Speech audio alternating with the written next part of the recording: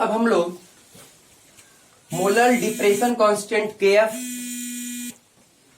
इसके कॉन्सेप्ट के बारे में जानेंगे। ये मोलर डिप्रेशन कांस्टेंट केएफ, इसका दो नाम और है, अभी लिखे थे हम लोग। एक है क्रायोस्कोपिक कांस्टेंट भी बोलते केएफ को, और इसी केएफ को जो है हम लोग फ्रीजिंग पॉइंट डिप्रेशन कांस्टेंट भी बोलते हैं। ये तीन नामों से जाना जाता है।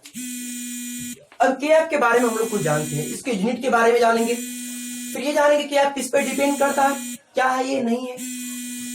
केएफ जो है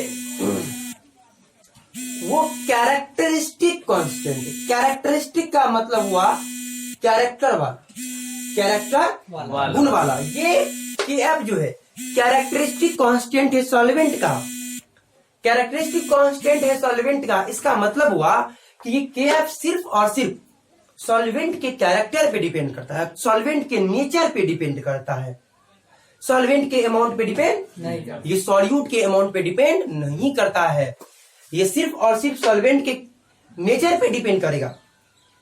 अलग अलग सॉल्वेंट का नेचर अलग अलग होता है, तो अलग अलग सॉल्वेंट के लिए केएफ का वैल्यू भी अलग अलग होगा। अगर सॉल्वेंट का अमाउंट बढ़ा दिया जाए या घटा दिया जाए, सॉल्यूट का अमाउंट बढ़ा दिया जाए या घटा दिया जाए, तो केएफ के वैल्यू पे कोई फर्क नहीं पड़ेगा।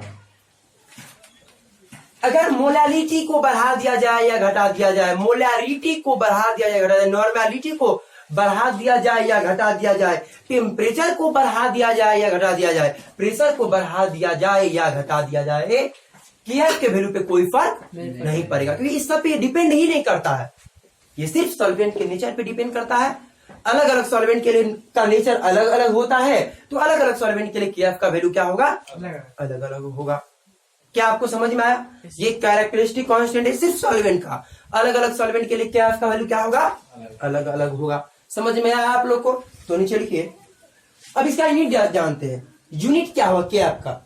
तो जो यूनिट केबी का था, केबी बोल तो मोलर एलिवेशन कांस्टेंट का, वही यूनिट केएफ का है, क्रायोस्कोपिक कांस्टेंट का भी। यूनिट दोनों का सेम है, क्योंकि अगर केएफ को लिखे तो डेल्टा टीएफ बराबर हम क्या लिखे थे, केएफ इंटू मोलालिटी लिखे थे ना।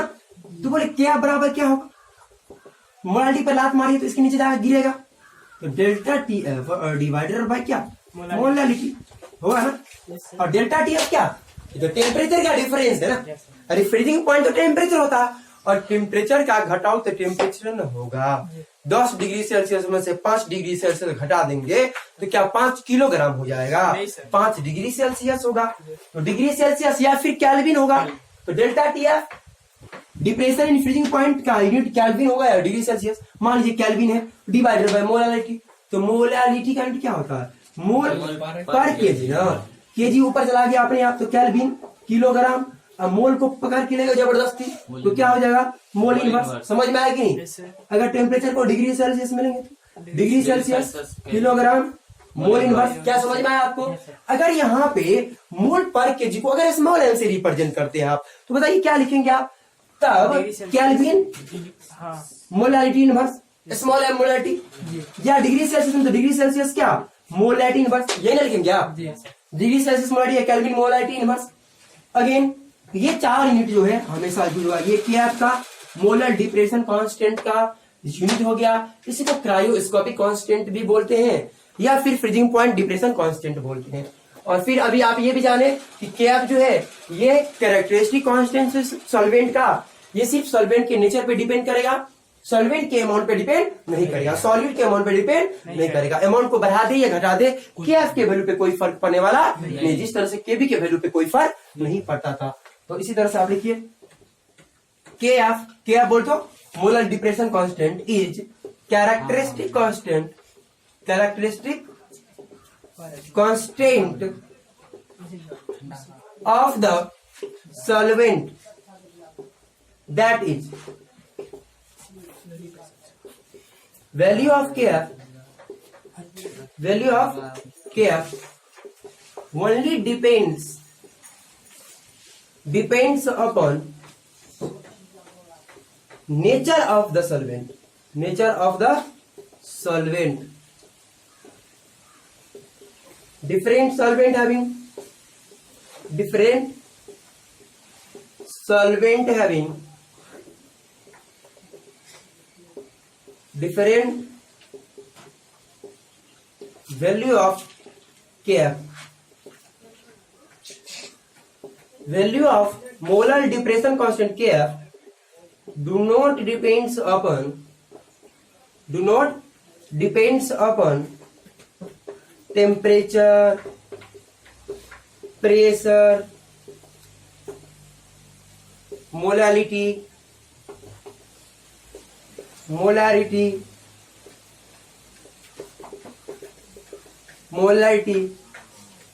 amount of solute and solvent. उतारिए। मोलारिटी कैसे निकालते हैं? Moles of salt divided by mass of solvent in kilogram. Yes sir. तो मान लेते हैं let moles of solute equal to 1 और mass of solvent 1 kg equal to 1 kg। तो बताइए डेल्टा टी एफ बराबर क्या हो जाएगा? के एफ इंटू मोलारिटी का वैल्यू कितना? 1 हो जाएगा। Yes sir. 1 हो जाएगा ना?